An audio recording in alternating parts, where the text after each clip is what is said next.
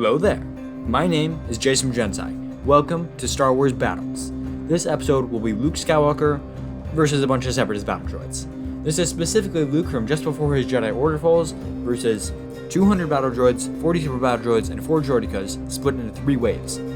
If you've never seen an episode of Star Wars Battles, this is how it is going to work. I'll start by analyzing Luke's physical abilities, his force abilities, and his tactics. Then I'll go through each unit in the opposing army and what will be in each wave. After that, I'll compare the two sides and look at the terrain they are fighting. I'll end with a potential scenario for how the battle would play out. The battleground for that scenario will be the Carbonite Freezing Chamber on Bespin. Luke Skywalker is just under 47 years old at the time I'm analyzing him. Yet through the Force, he would be incredibly strong. Based on his feats in The Last Jedi, I believe he would have been able to match or exceed all of his feats from the original trilogy. Furthermore, he should be able to match his feats from The Last Jedi, as he was not training between the fall of his order and the events of The Last Jedi. Generally, you don't get any better without training, especially when you're getting older. Thus, I will be taking into account every feat we see from Luke in canon. With that out of the way, let's start going through Luke Skywalker's many feats. In Episode 4, Luke does not display much of his talent. However, he demonstrates incredible Jedi reflexes when he blows up the Death Star. In order to destroy the space station, he had to make the perfect shot, a shot that not even a targeting computer could make. In the book Heir to the Jedi, Luke demonstrates his piloting skills once again when he takes out an Interdictor-class Star Destroyer. While his piloting skills do not directly relate to combat, they are a testament to his reflexes which are essential for blaster deflection. In his duel with Vader on Bespin, Luke demonstrates his speed first by leaping out of the freezing chamber so fast that Vader did not notice, and twice more when he lands a kick to Vader and a blow to his shoulder. Earlier in the movie, while training with Yoda, he does several physical exercises, including running, jumping, rope climbs, and handstands. Handstands and rope climbs both require lots of strength because you're lifting your entire body weight, but Luke would also carry Yoda on the rope climbs and sometimes on the handstands too. In addition, he would even do one-handed handstands. Despite that, Vader was still able to overpower him with a single hand in their duel on Bespin. Yet, by the time of their final battle on the second Death Star, Luke was able to exceed Vader's strength. In addition to his strength, Luke's feats in Episode 6 demonstrate his speed and agility. He took on dozens of Jabba's henchmen, and in his fight with Vader, he once again landed a kick to the Dark Lord, and later was able to escape with acrobatics. Years later, Luke would find an old child named Grogu aboard an Imperial ship, but in order to rescue the child, he fought and destroyed an entire platoon of Dark Troopers. Though the most he fought at a time was 10, he didn't appear to be struggling, so he probably could have defeated even more. With just 5 years of development since his last duel with Vader, the level of improvement is clearly visible. Just imagine another nearly 20 years of experience added to that. We see a glimpse of this during his brief duel with Rey on Ahch-To. He is able to effortlessly block her attacks with a single hand. Keep in mind, Rey is wielding a staff which provides a lot of leverage due to the long handle. He also was able to dodge her attacks and casually take advantage of her overextensions. Again, the staff's extra leverage should make it difficult for her to overextend enough for him to take advantage, but he makes it look like the easiest thing in the galaxy. One of the most impressive feats of Luke's, though, has to be his fishing. Luke has a giant spear, and I mean a really giant spear. He uses the spear to vault across Canon and then to spear a giant fish with it.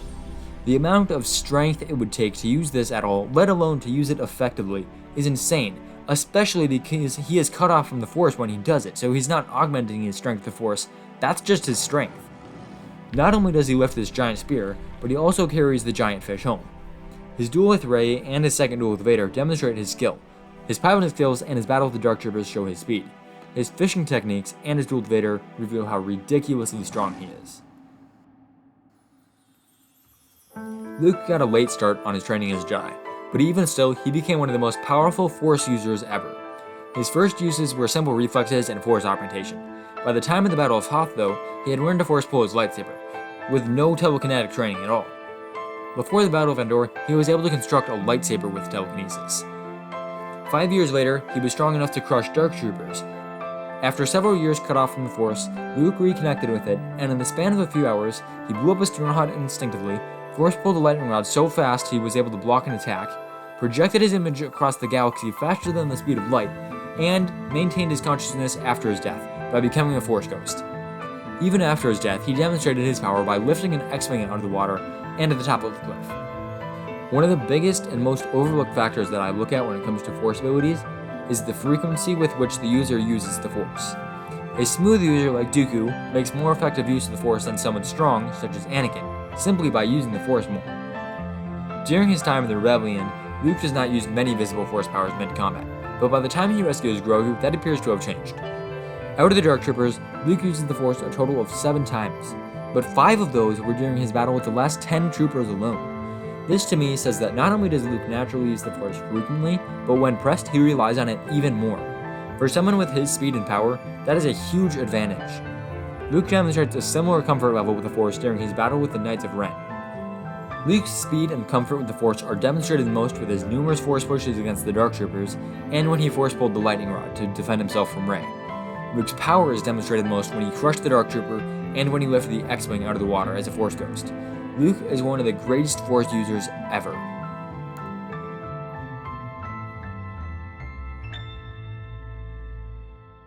As a Jedi, Luke is usually far stronger than most of his adversaries.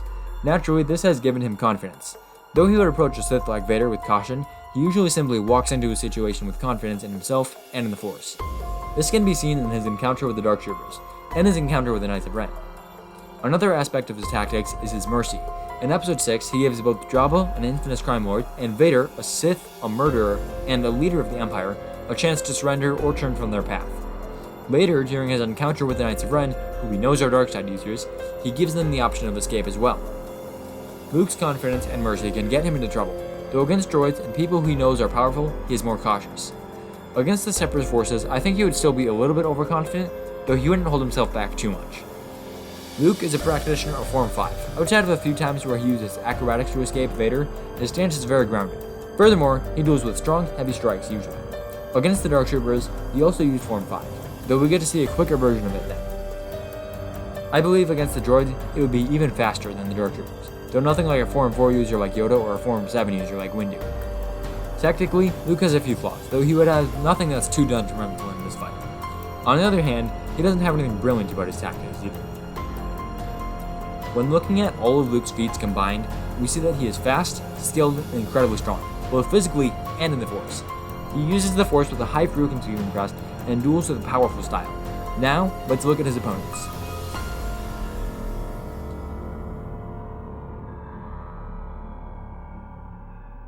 The B1 Battle Droid was the foundation on which the droid army was built. For every unique and powerful droid, there would be several B1 droids to match them. You cannot look at the Separatist army without mentioning the B1. Well, I suppose you could. The point is, they're pretty common. Other than their firing rate, and of course their price, B1 droids were not very dangerous. They had next to no intelligence, their aim was terrible, and their light frame was easily destroyed.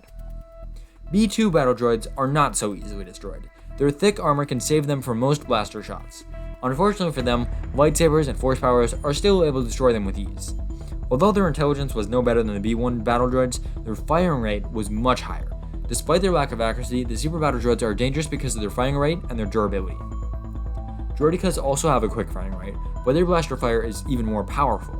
What really makes them dangerous though is their shields. Their shields are able to block projectiles, blaster fire, and even lightsabers. The way to get past these shields is to move your weapon through the shield slowly.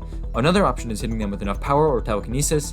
One last way to defeat them though, although it's hardly ever used, is to attack the Droideka while it's still moving. When in offensive form, the Droidekas have barely any mobility, but they can curl into balls to roll quickly. In this form, their shields are shut off in order to allow them to move at the speed that they're moving, so they are vulnerable. The droids will be organized into 3 waves. Each wave will get slightly more difficult. The first wave is 80 B1 Battle Droids. The second wave is only 60 Battle Droids, but the 20 missing ones are replaced by 20 B2 Battle Droids. The third wave is even harder with 60 more Battle Droids, 20 more Super Battle Droids, and this time 4 Droidekas. Each wave will come 2 minutes apart. That gives Luke time to defeat them, while also making it not just 3 separate battles, and so it's still just 1 battle. Luke should be able to easily cut through the Battle Droids. Blaster deflection was one of the first things he learned, and he has shown off his skills numerous times, most notably while rescuing Grogu from the Dark Troopers. This goes for his Super Battle Droids as well.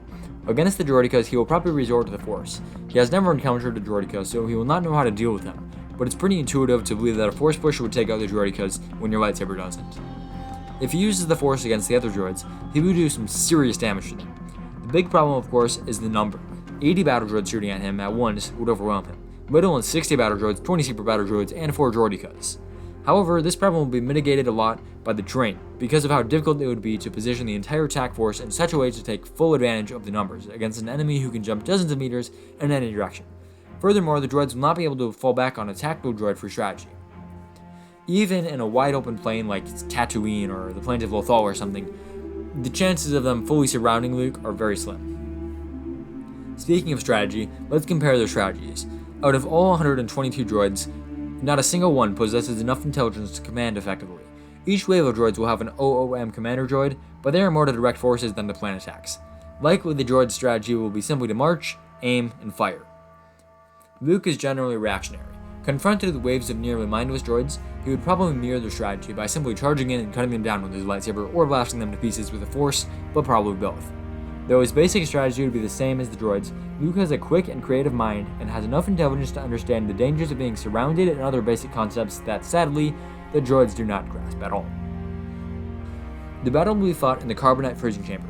For your convenience, I have drawn a very ugly plan of the room because it is much easier to understand what is going on from a bird's eye view than from the little bits of footage we can see in the movies. Unfortunately, we rarely see the balconies, so even after watching both Han's freezing scene and the start of Luke's fight with Vader, we still don't know what the entire room looks like. This is my best guess though, but it could just as easily be shaped like this. For all we know, one of the staircases ends in a dead end, and the balcony doesn't even have a doorway by it, despite that being where Han and Leia and the others came from. I will be using this version for the sake of simplicity and because I think it makes the most sense. Luke will start in the middle by the freezing pit, and the droids will come through the main doorway. The balcony is pretty compact. It probably only allows 4 battle droids to walk abreast, and even less of the other 2 types of droids. However, droids can shoot at almost anywhere from the balconies, meaning they could surround Luke and easily overwhelm him if he is not proactive enough. Even if Luke goes to one of the balconies, he can still be shot at by almost all positions, even if it's a pretty hard shot. For the sake of making this a battle rather than a constant retreat, Luke would be confined to the freezing chamber. He can't drop down to the floors below him, he can't go out the door, he has to stay in the freezing chamber. Before I begin the battle, make sure to comment who you think would win. And with that, let's get into it.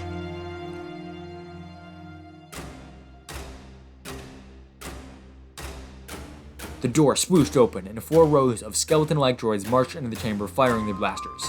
Luke quickly ignited his lightsaber and began deflecting the blaster fire back at the droids. The droids were blasted to pieces by the deflected blaster bolts, but even more poured into the room.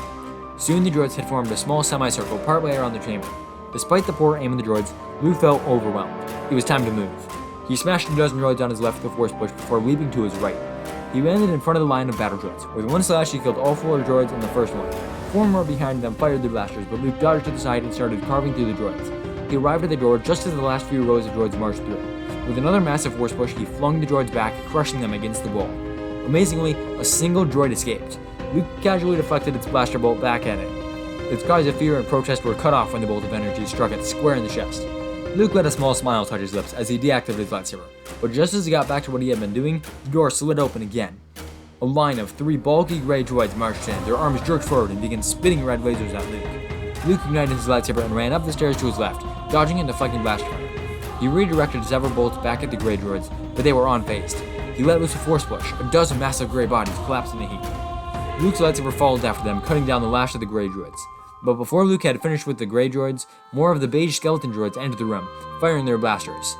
Luke dropped to the ground, avoiding the blaster fire. Before the droids could adjust their aim, he had jumped into the air and began falling towards them. His lightsaber cut its way through the line of droids and landed solidly in his hand. He spun his lightsaber around in a wide arc, leaving 10 pairs of droid legs mindlessly walking all around him. Luke slashed through the droids with ease, but an endless stream seemed to emerge from the doorway.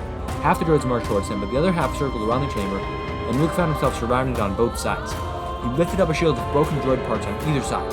A bead of sweat rolled down his forehead. Bolts of energy slammed into the walls. Occasionally, a chunk of broken droid would shatter and slip from his tenuous grasp.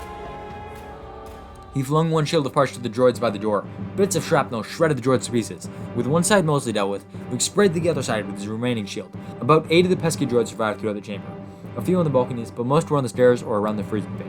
Luke was breathing heavily by this time, but he leapt into action regardless. He slashed the door to the top of the stairs in 2. He jumped down the stairs and knocked 3 more off the edge of the platform with a force repulse and deflected a blaster bolt back at one of the balconies. He cut a couple more to pieces as he leapt up the stairs. On the other side, the last one was defeated by its own blaster bolt, deflected by Luke again. As Luke was catching his breath, 2 larger droids rolled through the doorway. One began to unfold a few feet away from Luke and was quickly slashed to pieces. The other unfolded by the far staircase and began shooting across the room at him. Luke quickly deflected the blaster bolts back at the droid, but a blue shield popped up around the droid and absorbed the blaster fire. As Luke crushed the droid's head with the force, another wave of droids poured through the doorway. A line of 4 hulking gray droids, followed by 3 lines of skeleton droids, began firing their blasters. Luke made the mistake of letting his fatigue keep him in place for a few seconds, merely deflecting blast fire. Then he once again dove into the thick of battle. He slashed the droids to pieces all around him. Droids shot at him. He continually spun his lightsaber to both attack and defend, but there was always more. He let loose a force repulse that knocked dozens to the ground, but still more came.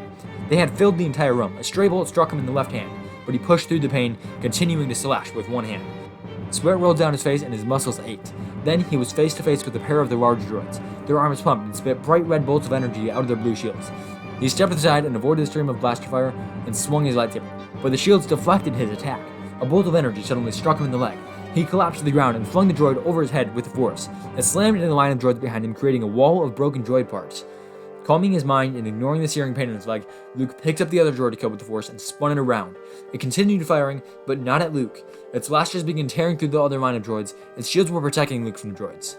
Droids crashed to the top of the heap of rubble behind Luke and began firing. Luke swept the pile away, crushing the droids. As he did, however, he lost focus and the Droideka he was holding broke out of his grasp.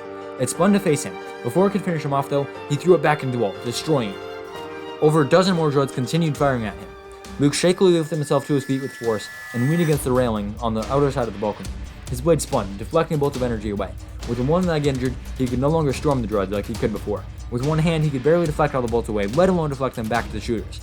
A few droids scattered throughout the chamber were struck by chance blaster fire or crushed by the force, but soon Luke was surrounded by a tight line of droids on 2 sides. He tried to keep up, but it was too much.